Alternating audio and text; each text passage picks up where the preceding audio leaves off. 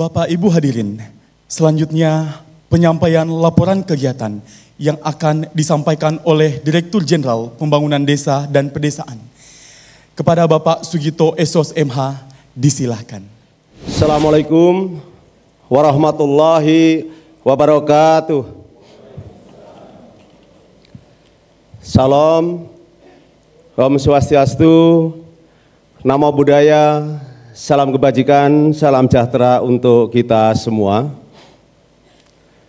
Yang sama-sama kita hormati dan kita muliakan Menteri Desa, Pembangunan Daerah Tertinggal dan Transmigrasi, Bapak Profesor Honoris Causa, Dr. Honoris Causa Haji Abdul Halim Iskandar MPD. Yang saya hormati para pimpinan tinggi Madya dan Pratama di lingkungan Kementerian Desa, Pembangunan Daerah Tertinggal dan Transmigrasi, hadir di antaranya Ibu Dirjen Pengembangan Ekonomi dan Investasi, Ibu Kepala Badan Pengembangan Sumber Daya Manusia, Bapak Staf Ahli Bidang Hukum dan Reformasi Birokrasi, dan Bapak Staf Ahli Bidang Pengembangan Wilayah, para JPT Pratama yang tidak bisa saya sebutkan satu persatu. Alhamdulillah untuk di lingkup Dijen PDP lengkap hadir. Juga yang saya hormati Task Team Leader P3PD Bank Dunia, Ibu Jessica Lewit Maruf, beserta Co-Task Leadernya Ibu Nurlela Hasanah. Yang saya hormati para Kepala Dinas Pemberdayaan Masyarakat Desa di 33 provinsi yang hadir, dan dari Kepala Bapeda Provinsi yang hadir secara daring. Kemudian Kepala Dinas Pemberdayaan Masyarakat Desa dari 80 kabupaten terpilih lokasi P3PD, para pimpinan NGO baik di wilayah barat, wilayah timur maupun tengah, para tenaga ahli pemberdayaan masyarakat desa dari 33 kabupaten terpilih, para narasumber, para kepala desa yang hadir secara daring, seluruh hadirin sekalian yang tidak bisa sebutkan satu persatu. Alhamdulillah pada sore hari ini kita sama-sama di sini bisa hadir dalam rangka rapat koordinasi pembangunan desa dan pedesaan tahun 2023 dalam keadaan sehat walafiat. Mudah-mudahan Allah Subhanahu wa Ta'ala, Tuhan Yang Maha Esa, memberikan ridho dan hidayahnya bagi kita semua. Gus Menteri yang saya hormati dan Bapak Ibu sekalian yang saya muliakan, perlu kami laporkan bahwa dalam konteks perumusan dan implementasi kebijakan pembangunan desa dan pedesaan, kami senantiasa mengajak dan menggandeng para pihak untuk bersama-sama berkolaborasi terus membangun upaya bersama di dalam memperkuat desa dan pedesaan agar semakin mampu mendayagunakan potensi yang dimiliki sehingga memberikan daya dan energi bagi percepatan pembangunan yang mensejahterakan bagi warga masyarakat desa. Sebagaimana arahan Bapak Menteri agar dipastikan pembangunan menjadi milik seluruh warga dan dirasakan manfaatnya hingga ke tingkat lapisan paling bawah sekalipun tanpa meninggalkan siapapun, no one left behind.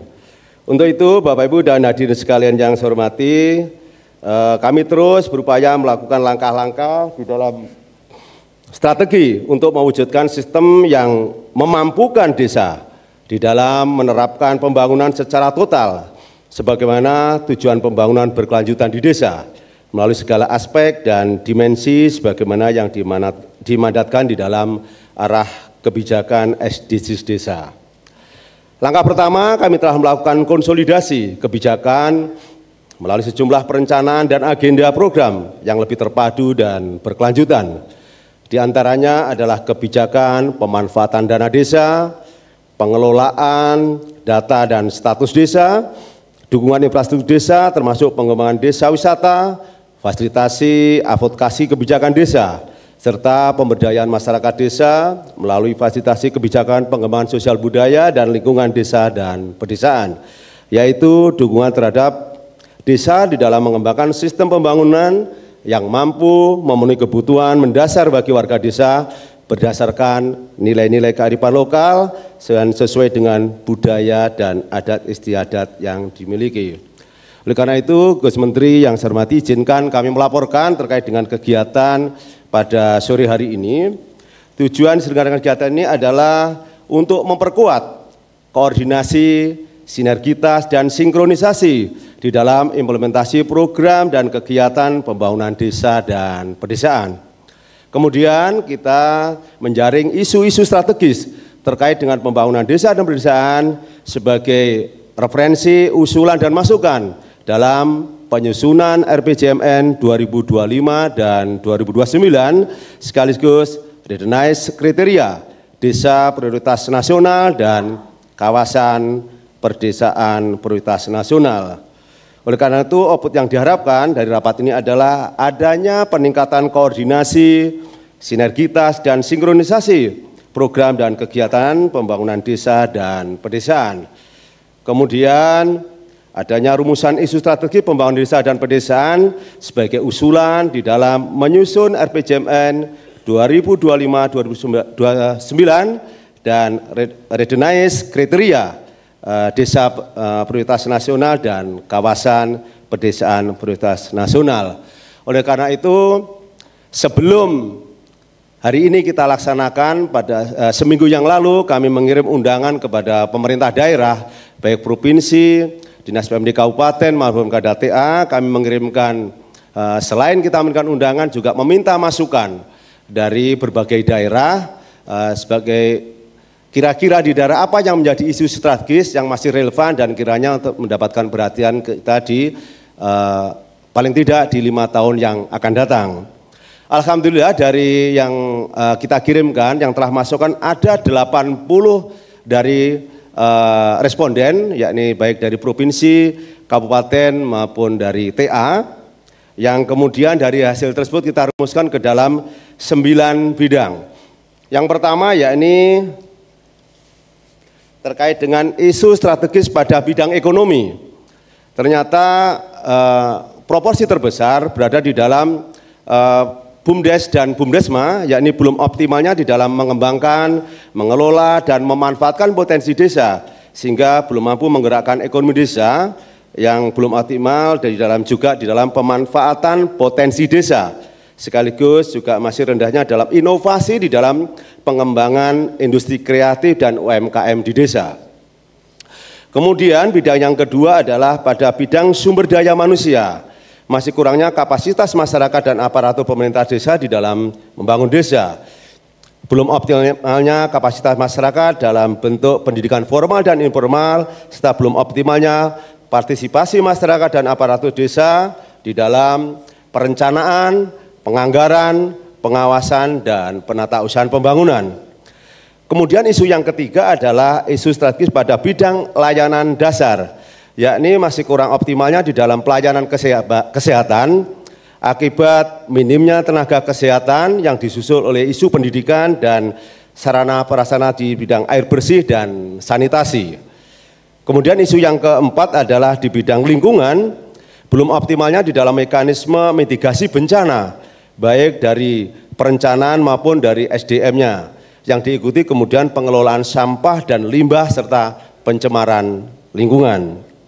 Sedangkan isu yang kelima adalah bidang sosial budaya, ternyata masih juga kurang perhatian terkait dengan belum adanya mekanisme pengelolaan terkait dengan warisan budaya desa, kemudian disusul dengan adanya konflik sosial dan ketimpangan sosial. Sedangkan isu yang keenam adalah di bidang sinergi pembangunan desa, masih kurangnya keterpaduan dan sinkronisasi data, baik pada level di desa maupun sampai pada level pusat, termasuk adanya regulasi yang masih perlu dikoordinasikan antar stakeholder. Kemudian yang ketujuh adalah bidang urbanisasi, di mana menurunnya minat generasi muda untuk tinggal dan bekerja di desa, terkait dengan ketersediaan lapangan pekerjaan dan pusat pertumbuhan ekonomi desa. Dan isu yang ke-8 adalah bidang kebijakan asimetris, melihat bahwa Indonesia ini 75.265 desa dengan karakter yang berbeda, belum juga adanya sinkronisasi data untuk melakukan kebijakan asimetris pada level desa hingga pusat. Dan yang terakhir adalah isu strategis bidang pembangunan kawasan. Ternyata juga soal perencanaan pembangunan kawasan belum dilakukan secara komprehensif, sekaligus juga pemahaman atas konsep kawasan itu sendiri. Sehingga dari penjaringan ini Gus Menteri dan Bapak sekalian, mulai hari ini sampai 2 hari ke depan akan kita lakukan diskusi untuk penajaman atas isu-isu tadi yang diharapkan nanti menjadi masukan baik dalam sinergi di kegiatan tahun 2024 maupun di dalam kita memberikan masukan di 2025-2029. Gus Menteri dan Bapak Ibu sekalian yang saya hormati, adapun kegiatan ini diikuti oleh 231 peserta baik secara luring dan 617 peserta secara daring. Dengan rincian dari kementerian lembaga terkait mulai dari Kemendagri, Kemenko PMK, Bappenas, dari NGO, World Bank, termasuk dari Kementerian Desa sendiri. Kemudian dari luar daerah, dari 33 provinsi dinas PMD dan 80 kabupaten terpilih termasuk TAPM dari 33 kabupaten. Sedangkan secara daring diikuti oleh Bapeda Provinsi, Bapeda Kabupaten, TAPM Provinsi, Kabupaten, PD, PLD, dan seluruh kepala desa di Logus P3PD yang kurang lebih di wilayah 224 di wilayah timur dan tengah. Adapun narasumber melibatkan dari kementerian lembaga terkait termasuk perguruan tinggi dari Universitas Gajah Mada. Kemudian dari pemerintah daerah, Kepala Bapeda Provinsi Jawa Timur, DPMD Provinsi Nusa Tenggara Timur, dan PMD Kabupaten, termasuk dari tim leader dan seluruh mitra yang ada di Dijen PDP. Acara akan berlangsung mulai hari ini sampai pada tanggal 27 nanti, dan pembiayaan ini didukung oleh DIPA, Kementerian Desa yang berada di Dijen PDP. Kiranya demikian Gus Menteri dan Bapak sekalian yang saya hormati yang dapat kami laporkan. Mohon berkenan Gus Menteri untuk memberikan arahan, sambutan, untuk lebih efektifnya dalam rapat koordinasi ini sehingga nanti akan menghasilkan rumusan-rumusan yang sangat substansif sekaligus strategi di dalam mendorong pembangunan desa di ke depan. Dan kiranya juga berkenan untuk membuka secara resmi rapat koordinasi yang akan berlangsung 3 hari ini. Demikian Gus Menteri dan Bapak Ibu sekalian yang saya hormati. Kurang lebihnya mohon maaf atas kehadirannya dan segala supportnya kami sampaikan terima kasih. Wabillahi taufiq wal hidayah. Assalamualaikum warahmatullahi wabarakatuh.